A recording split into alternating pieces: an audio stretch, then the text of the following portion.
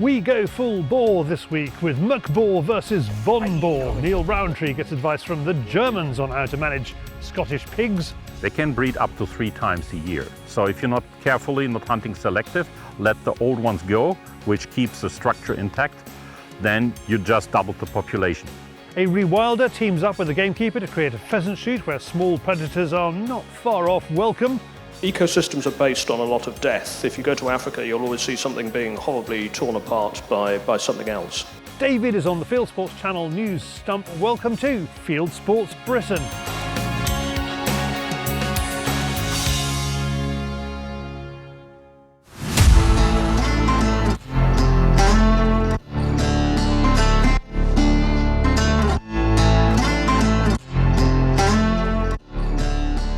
Evidence from the air, on the ground and in Niall's chiller suggests Scotland is about to start feeling the full force of a feral pig population explosion. They are hugely fecund, they're incredibly destructive in an agricultural setting, they will have an impact on our pig industry, and for political reasons maybe I'm not fully understanding, we're not addressing it. To make the point, Niall takes us to Loch Ness while filming our series A Year in the Life of Seeker.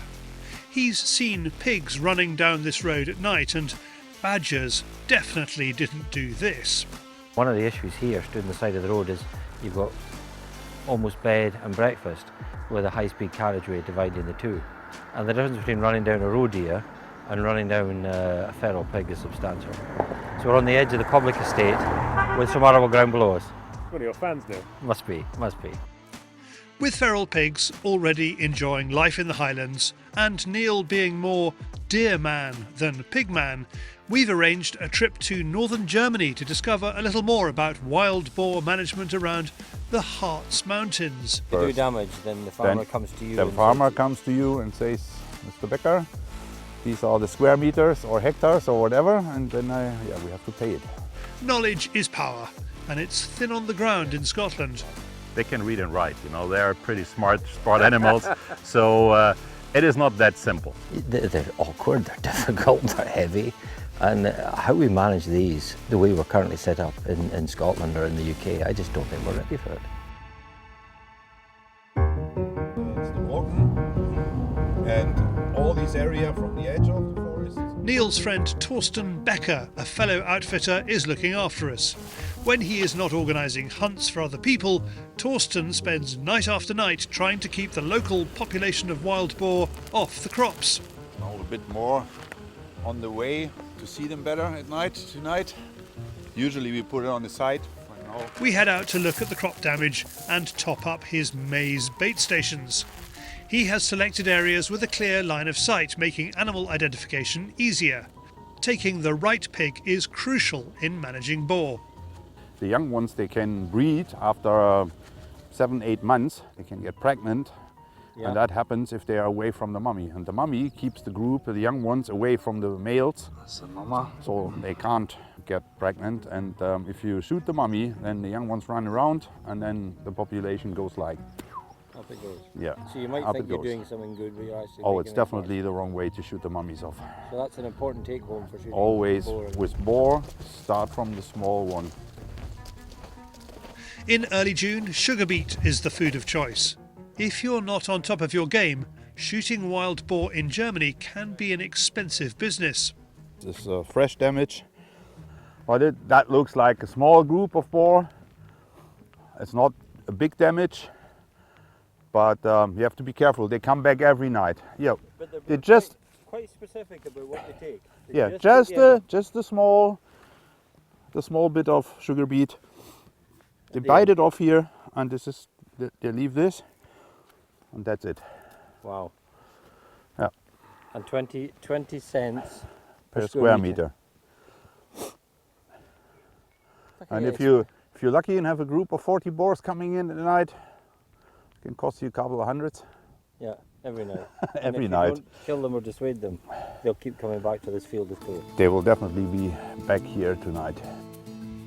At this time of year, Torsten carries out his hunting after dark. Germany, like many countries, has its own rules and regulations surrounding night vision and thermal.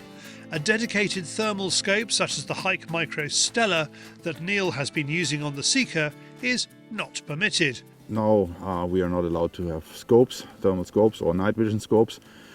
Might be change up in the next couple of weeks or months, but for now it's forbidden. We're just allowed to use clip-ons. And as far as the use of the clip-on goes, are you restricted as to what you can hunt with thermal equipment here? Yeah, we can hunt wild boar and predators. Predators, yeah. These ones are too small. They are 550 meters away. We can also use thermal spotters. Torsten has the top-of-the-range Habrock Pro HX60L and David is using the HQ35L model. And thank goodness for that kind of technology, as filming in the dark with traditional cameras is pretty tough. Take me to your largest.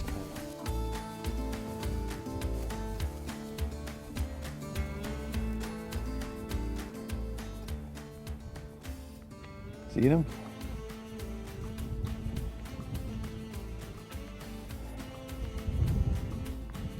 That's a mummy with piglets.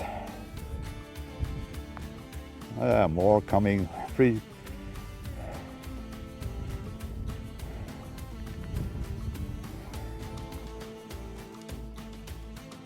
See the mama chasing them away? It's a shocking first encounter for Neil.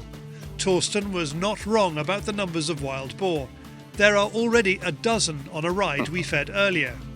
He's not even that quiet on the approach. Now this is where the quality of the Hike Micro Thermal comes into its own. What we don't want to do is shoot the large sow. If you're feeling good, you see the differences now, huh? You can also go closer if you want. 125, 130. I see there's more and more coming. These are all shootable. Neil has the crosshairs of Torsten's Zoa in 6.5 by 55 on the side of a yearling.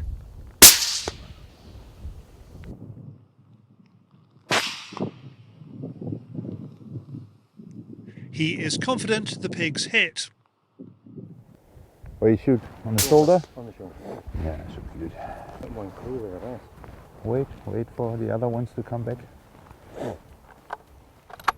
We hold back, and within a few minutes, he has another opportunity.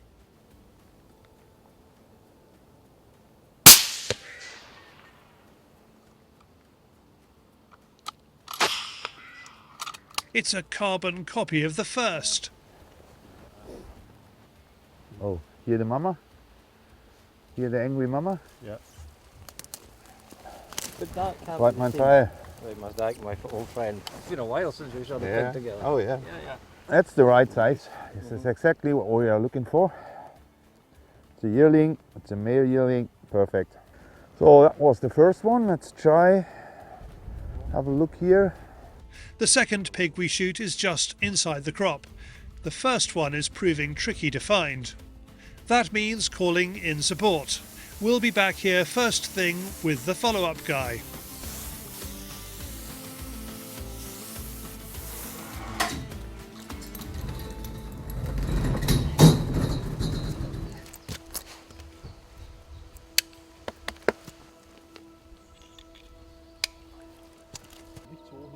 We've got Andreas out with us. I mean, he looks like he's ready for battle. Yeah, could be a battle. We will see.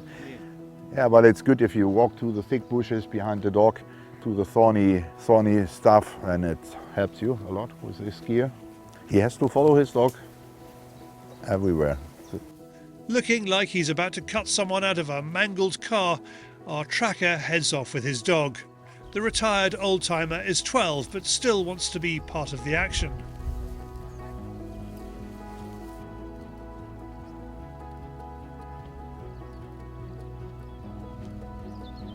It takes a matter of minutes for them to find Neil's first boar. Ich glaube, der ist ein bisschen weiter nach da. Yeah. Now this is a Hanover bloodhound. And what you know is the Bavarian bloodhound. They are smaller. These have got some power. Your boar.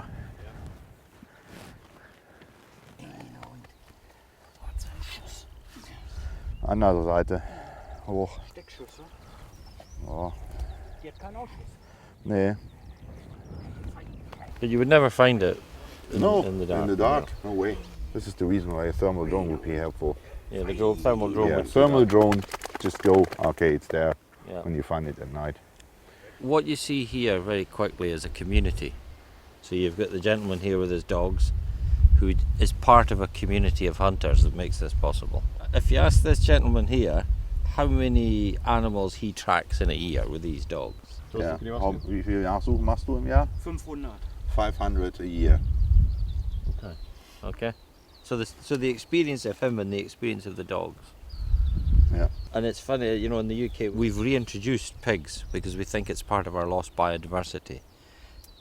And yet it's in agriculture like we're stood in here. This is a rape field, like a rape field you can have in Britain.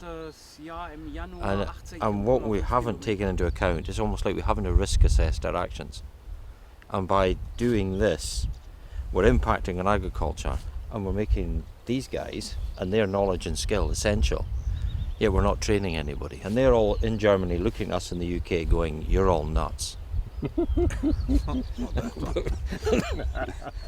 Yeah, but this is a lesson to learn, definitely. Yes. So the longest track I asked him was 18.5 kilometers after a wounded animal, and he found it. A red stag Yeah. with a shot Shot in the face, in yeah. the face, yeah. 18.5 kilometers. You can tell I've got enormous respect for his ability. Oh, Enormous. it's just crazy. I've Yeah. done some things with him. We walked for miles and we found it. It's really important. It would be a shame to leave it. Absolutely. It's good venison, it's good eating. It shows no respect, doesn't it? Yeah. Before the tracker heads home, Torsten needs to check another part of the farm.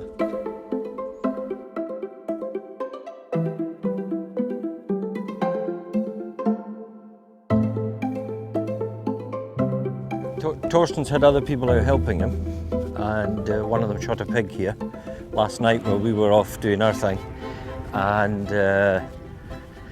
we're just coming in to double check. The land here is more fertile.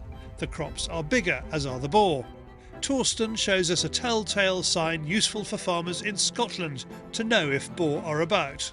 You want to know if there's boar around, You have chewing balls in your fields. and if you see them, they are old, they are dry, a couple of days old. Uh-huh. And if they are really green, totally green, The boar was there. the boar was there the last night. So something to look out for. Do. I said to David earlier, the last time I was here shooting pigs with you, we didn't have thermals. No. We had Oh, moonlight. Oh, moonlight. Yeah. Moonlight. So has thermal really changed this for you? Oh yeah, it makes it much easier with the thermals. But on the other hand side, it's not the reason to shoot them all. Yeah. So I like my boar, Yeah. but sometimes if they do too much damage, I don't like them that much. It looks like the boar escaped unharmed last night, but they were certainly here. Niall explains what hunters used before they had all this digital tech. What they used to do years ago is they had a clock and they would hide the corn under a log. When the pigs moved the log, it would stop the clock. And they knew what time the pigs came. So that's what they were doing before they had camera traps. The thing about nature though is always remember it's an arms race. So we've upped our game, they'll up their game. Okay, seeker more intelligent than boar? Pigs are highly intelligent. There's a lot of research being done on how bright they are. But compared with the seeker we were creeping about after in March, the boar were easier to get to grips with last night. But there's another night to come. I don't want to predict anything and get it wrong.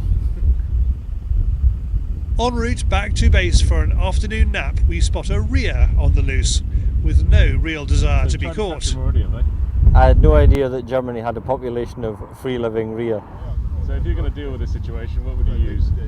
For me, that would be a job for a net gun. That'd be the easiest way to capture that back. I'm not aware of many people successfully darting birds that size. But a hell of a drumstick. back to the hunting and a sense of what Torsten's life is like at this time of year. It's constant. We spot with the Habrocks, sometimes checking in on bait stations more than a kilometre away. We drive in and work with the wind to stalk in close. When crops are high, he checks for piglets by watching the boar cross tram lines to check the sex and to see if followers are in tow. Torsten does just that with boar number 3. It's 40 metres away. Yeah.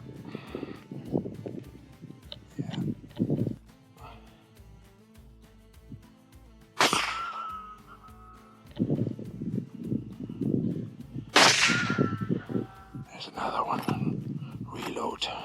Niall takes the shot and then Torsten tells him to shoot a second.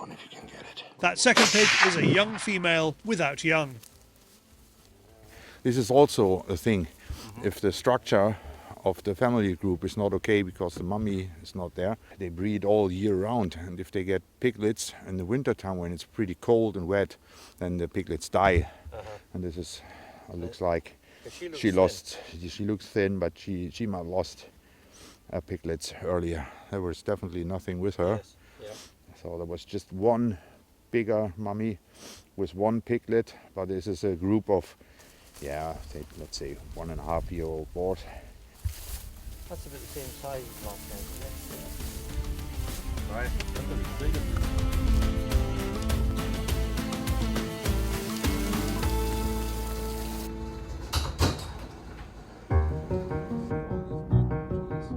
it? So, 2 nights, 4 pigs and very little sleep. But who needs sleep when Torsten wants to show us around the place? And in particular, the dead forests that have created a safe haven for wild boar to thrive in. This is a really good living space now for wild boar, for red deer, for roe deer. It's not that much roe deer left here because of the high lynx population, but we will see a big change, and that affects my hunt on the edge of these mountains. So we get more and more boar now. Difficult to actually hunt within this area, I thought. Yeah. It's a national park, so there's no road, there's no infrastructure. If you shoot anything in here, how to get it out? The thing Niall finds fascinating is that this environment echoes what the conservation industry is pushing for back home: tree planting and the introduction of large predators. So what we're standing in here is what was at one stage a large-scale commercial woodland that's been run by the state on the edge of the national park. And due to climatic factors, they've had beetle problems that have destroyed the entire woodland. What you're seeing emerging now is, in some parts we've driven through, they are sensibly looking at species resilience. So they're obviously introducing a different mosaic of forest of native species. And I think they're probably looking at some species that will be capable of coping with climate change so that you don't get this scale of die-off. So what's there to learn at home? I think the whole challenge for me is this vision of rewilding and restoration takes us on a journey of restoring plant communities that were indigenous to this landscape. But the climate is changing. And I'm a great believer that we're looking at a new wild rather than a rewild. We're looking for species resilience that are adaptively capable of coping with the changing climate. What's also fascinating here is that what we would call our key indicator species at home are the key indicator species here. And if you look around you can see that the vaccinium here is heavily impacted on. And what's fascinating for me is all of the emergent sort of broadleafs, particularly rowan in this site. We're looking at 80% suppression here on the leaders. So far from us thinking, Scotland has issues and Europe has its house in order, the management of natural resources, be it deer, boar or anything else, is going to be a huge challenge for us all. And this is a woodland where there are apex predators. So the wolf and the lynx are here. And if you look at that, David, and the broadleafs around you, there's 80% suppression here on a regenerative woodland. So it's not going to be as straightforward as people would love you to think it is. This is a video of a lynx taken by our follow-up guy. It's either sick or has no fear of humans.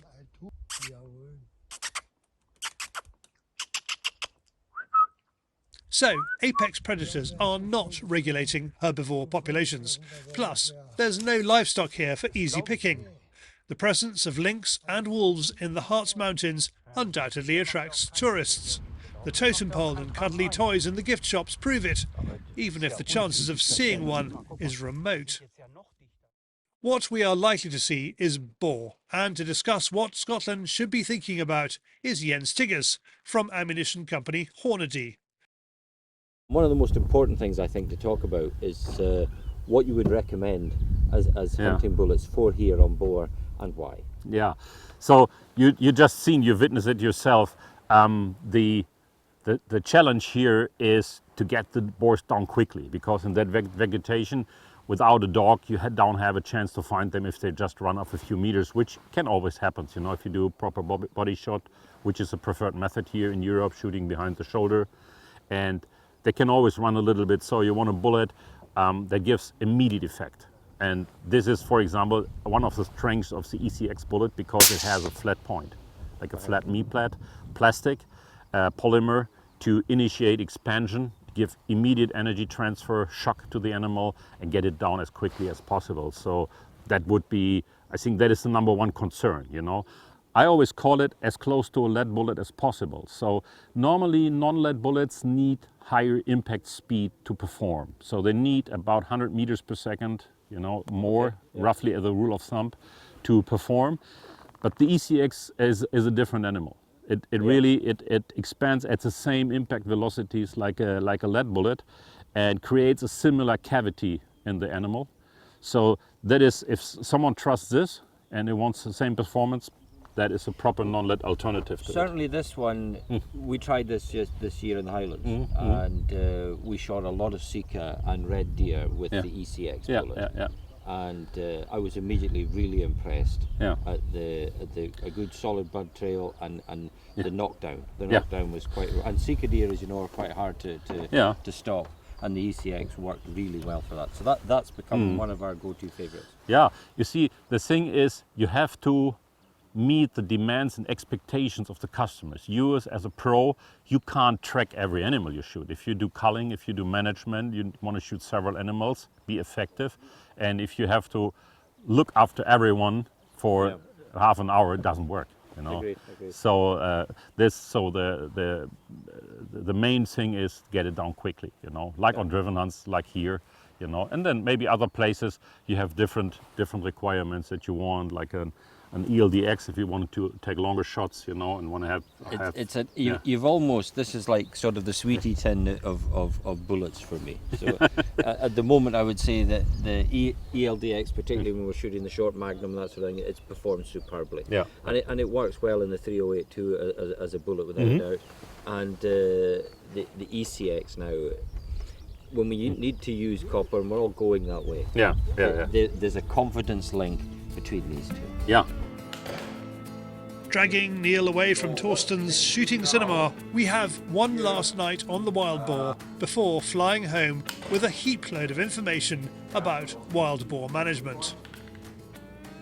It's another opportunity to get in close after spotting this lone female from 600 metres away.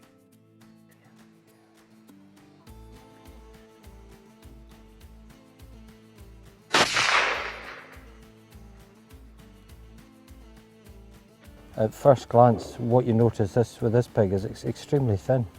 Yeah. But it just reinforces the point that with the thermal gear, it's so much easier than the last time we did this together. Oh yeah. Yeah, so much easier. See, we spotted the boar from a mile away. Yep. And then we decided, okay, let's have a look.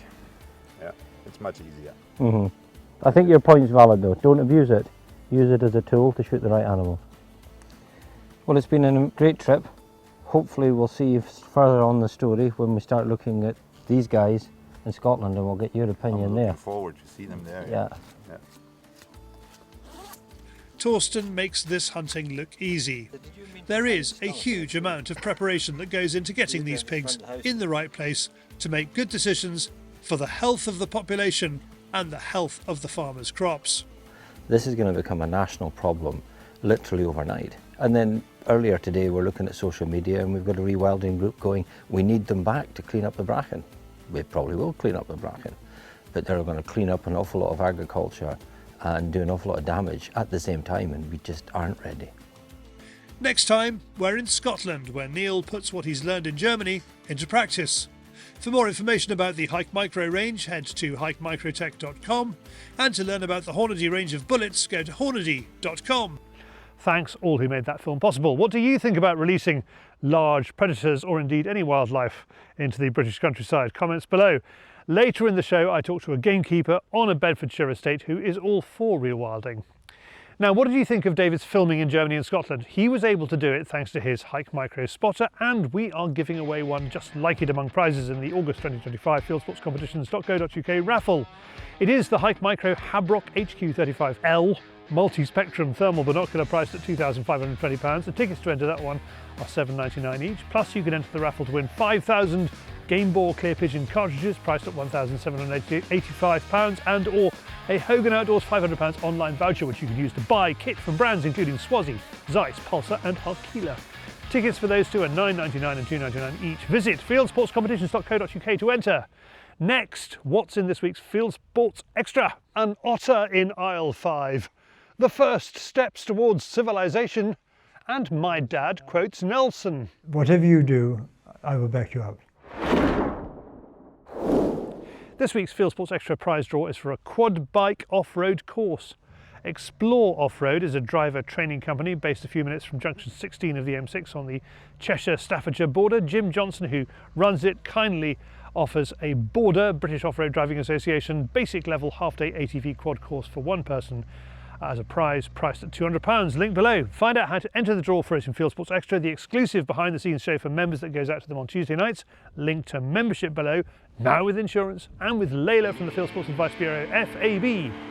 Next up, the 2-litre engine on a 125 frame. That is David on the Fieldsports Channel News Stump. This is Fieldsports Channel News.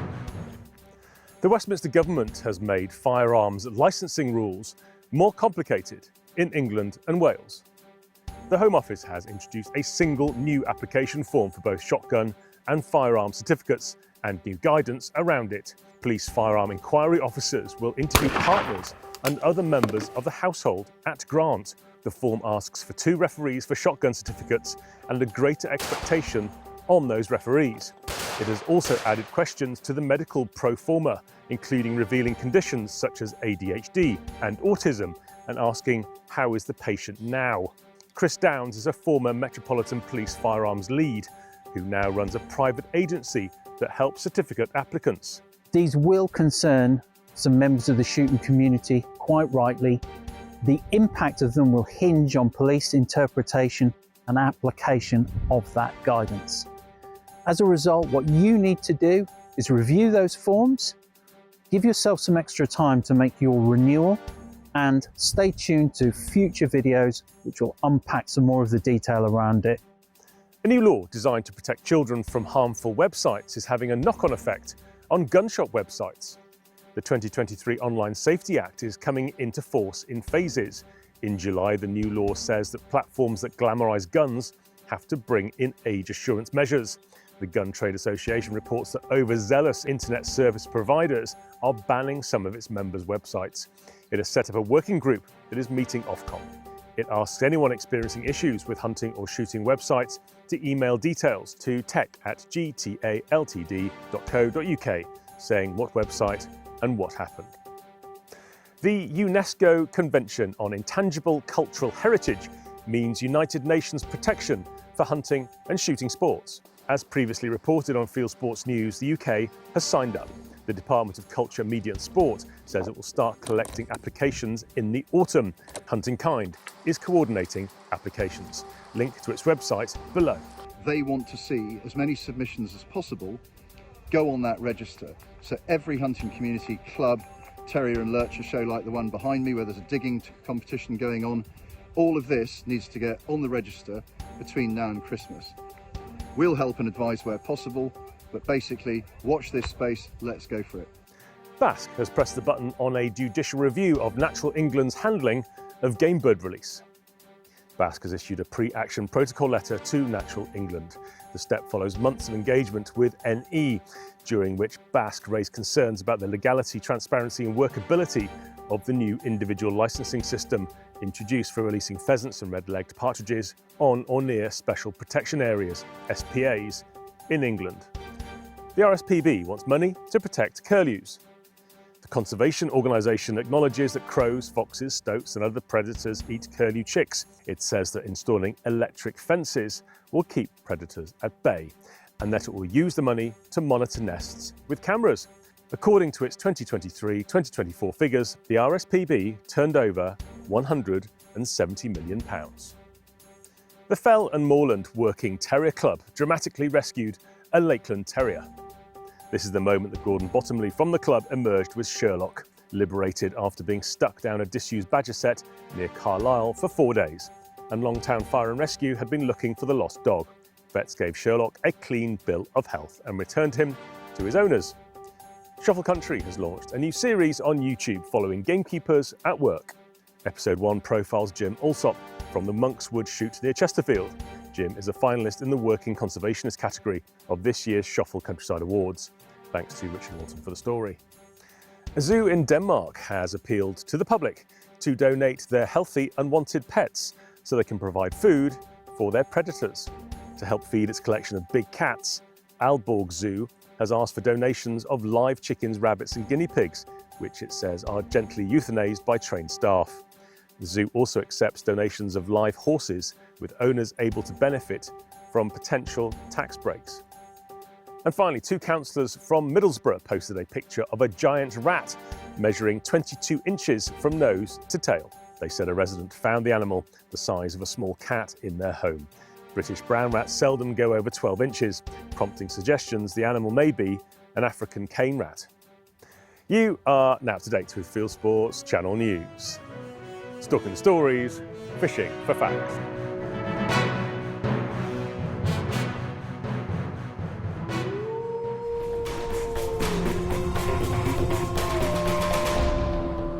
Thank you, David, who requests everyone please to like this video and subscribe. Thank you. Now, gamekeepers and rewilders are usually in trenches facing each other across 100 yards of no man's land. Not these two. I see Paul's activities as basically making up for a lot of the lost predators that we don't have. So when we're looking at fragile populations of lapwings and we're potentially looking at curlew reintroduction, we're trying to carry out activities that replicate that sort of predation pressure, which obviously then brings me to deer. The biggest thing that was limiting biodiversity at South Hill, grey partridge nesting habitat, food availability, complex scrub, was there were an extraordinary amount of deer, particularly muntjac and Chinese water deer. Well, Paul is the wolf who is doing a wonderful job of predating these deer and leading to a much richer landscape, better hedgerows, more food availability, more cover availability, which of course benefits biodiversity, but also benefits grey partridge, also benefits shooting. So ecosystems are based on a lot of death. If you go to Africa, you'll always see something being horribly torn apart by something else. So we do take a very unsentimental approach to our conservation because fundamentally we don't have the big predators here in the UK, and that does open up a legitimate role for people to carry out certain activities such as deer management and fox control, in my view. Paul, we'll come back to you being a wolf in a minute. But, I mean, when you see a stoat, does your heart fill with joy because you think, oh, isn't that wonderful? Isn't that, what a blessing for my zoo. It doesn't. Our estate manager's wife said she saw a litter of stoats the other day, and it's horrifying. But, that is where we are. I think if I look back over 30 years, we used to trap stoats, weasels, rats, and we used to run 600 tunnel traps. And on average, a year we may kill 20 to 30 stoats. So we're not in an area with a lot of stoats, and we hardly had a weasel. So to me, to step back from that, it's not the end of the world. It would be nice to run a few tunnel traps, but my job's changed. I haven't got time to commit to that. So corvids foxes, they're the big ones for me. Okay. And also our landscape's changing, so we're not just linear hedgerows and margins anymore. We've got big areas of grass, scrub coming up now, so we're finding partridges particularly are nesting away from these hedges. So I think stoats and weasels are going to be a less of a problem. Thanks, Ben and Paul, who I interviewed at the Cartagena's Game Fair Theatre in July 2025. And that's it for this week. If you haven't done so already, please visit over to our website, fieldsportschannel.tv, where you can click and like us on Facebook and Instagram. You can follow us on TikTok and subscribe to us on YouTube, and pop your email address into our register page and we'll contact you about this show. Fieldsports Britain is at 7 PM UK time every Wednesday, and this has been Fieldsports Britain. Good hunting, good shooting, good fishing, and goodbye.